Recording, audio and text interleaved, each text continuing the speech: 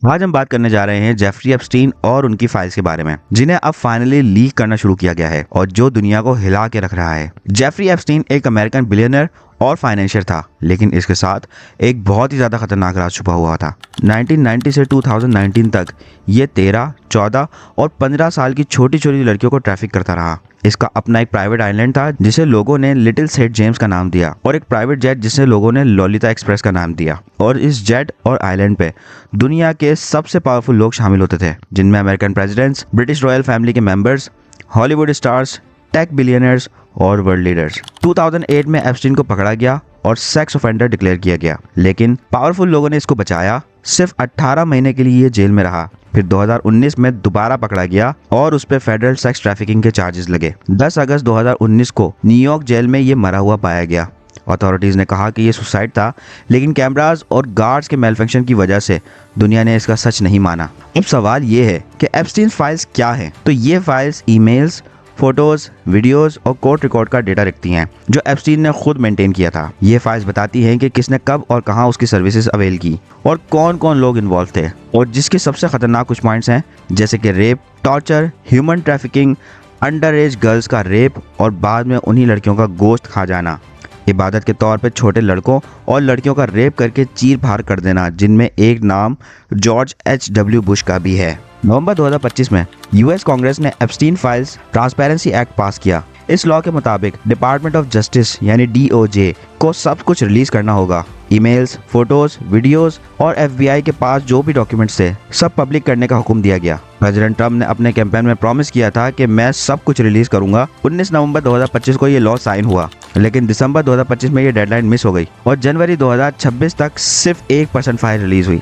20 जनवरी 2026 को DOJ ने finally एक बहुत बड़ा सेगमेंट रिलीज किया, जिसमें 3.5 मिलियन पेजेस थे, जिसमें 1,80,000 फोटोज, 2,000 से ज्यादा वीडियोस। सिर्फ इतनी फाइल्स के रिलीज होने से दुनिया हिल गई। अगर पूरी फाइल रिलीज होती तो क्या होता, जरा सोचिए। अब मैं आपको कुछ शॉकिंग रेवलेशंस बताऊंगा जो इस फाइल में हैं। टिफनी डो का एफिडेविट, ये टेस्टिमनी कहती है कि उसने पर्सनली विटनेस किया कि डोनाल्ड ट्रंप और कई और लोग इन्वॉल्व थे। FBI के डॉक्यूमेंट बताते हैं कि रिकवर्ड मेमोरीज जो 2016 में थेरेपी से याद आई, उनको भी रिकॉर्ड किया गया। डॉक्यूमेंट में सबसे शॉकिंग बात यह है कि दुनिया के सबसे पावरफुल लोग, सेलिब्रिटीज और लीडर्स के नाम सामने आए, जिसमें Bill Clinton, Donald Trump, Prince Andrew, Elon Musk, Bill Gates, Kevin Spacey, Mick Jagger, Woody Allen और स्लोवेकिया के नेशनल सिक्योरिटी एडवाइजर्स। और कमाल की बात यह है कि इंडिया और पाकिस्तान के लिए भी ये फाइल सेंसिटिव हैं। 9 जुलाई 2017 को एप्स्टीन ने एक ईमेल भेजा जिसमें नरेंद्र मोदी का नाम आया। ईमेल के मुताबिक मोदी ने अपने कैंपेन में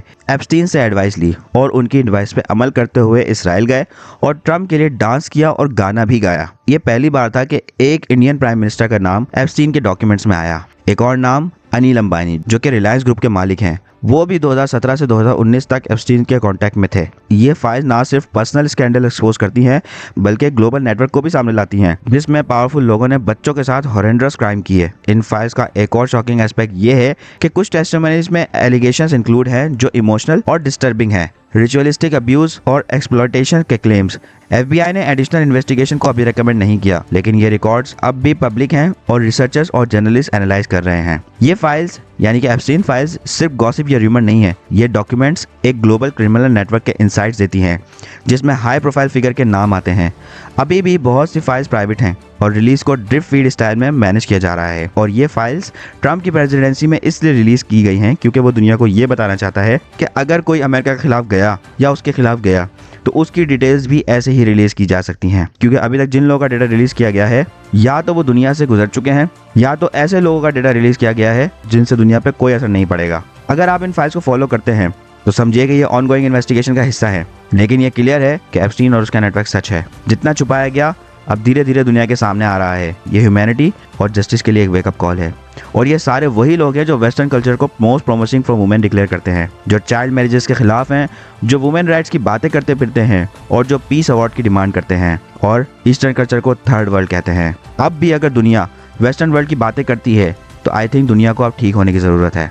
अब आप लोग याद करें कि किसी मज़हब ने अगर वुमेन राइट्स की बात की है तो वो है सिर्फ इस्लाम। इस्लाम ने ही सबसे ज़्यादा औरतों के हुकूक की बात की है और सबसे ज़्यादा औरतों की हिफाजत की है।